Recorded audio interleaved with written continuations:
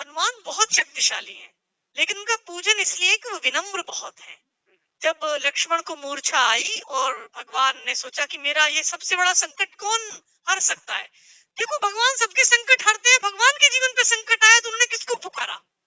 उन्होंने हनुमान से कहा कि तुम जाओ और संजीवनी लेके आओ। तो जब आकाश में हनुमान चले तो सूरज निकला हुआ था।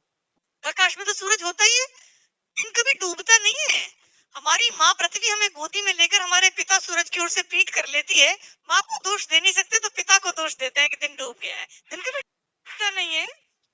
तो सूरज आकाश में मिला, और अगर सूरज इधर निकल जाता जहां लक्ष्मण लेटे हुए थे तो भगवान के जीवन का सबसे बड़ा संकट आ जाता। उनका भुजा जैसा भाई, जिसे वो अपनी भुजा कहते हैं दाहिनी, वो पृथ्वी छोड़ जाता। भगवान सहन न कर पाते, तो इतना बड़ा काम करने गए और कितने ताकतवर थे। पंच तत्वों में से एक पवन के बेटे हैं। सूरज से मिले तो उन्होंने कितनी विनम्रता से बात की। रवि भाई सूरज से बोले, हे सूरज, इतना याद रहे संकट एक सूरज वंश पे है।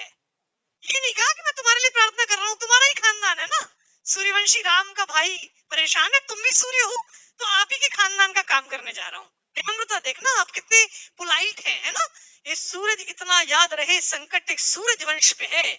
लंका के नीच राहु द्वारा आघात दिनेश अंश पर है। मेरे आने से पहले यदि किरणों का चमत्कार होगा तो सूर्यवंश में सूर्यदेव निश्चित ही अंधकार होगा। कितना प्यार से बोल रहे देखो आप। इसलिए छिपे रहना भगवान। जिसने राम के अलावा किसी को भगवान नहीं माना वो हनुमान सूर्य से कह रहे, इसलिए छिपे रहना भगवान, जब तक न जड़ी पहुंचा दूं मैं, बस तभी प्रकट होना भगवान, जब संकट निशा मिटा दूं मैं। आशा है स्वल्प प्रार्थना, ये जरा सी प्रार्थना सच्चे जी से स्वीकारोगे, आतुर की अर्थ अवस्था को होकर करुणार्थ निहारोगे। 8 लाइन की व्यंजनी तने से पाला है, बचपन से जान रहे हो तुम हनुमत कितना मतवाला है। मुख में तुमको धर रखने का फिर वही क्रूर साधन होगा।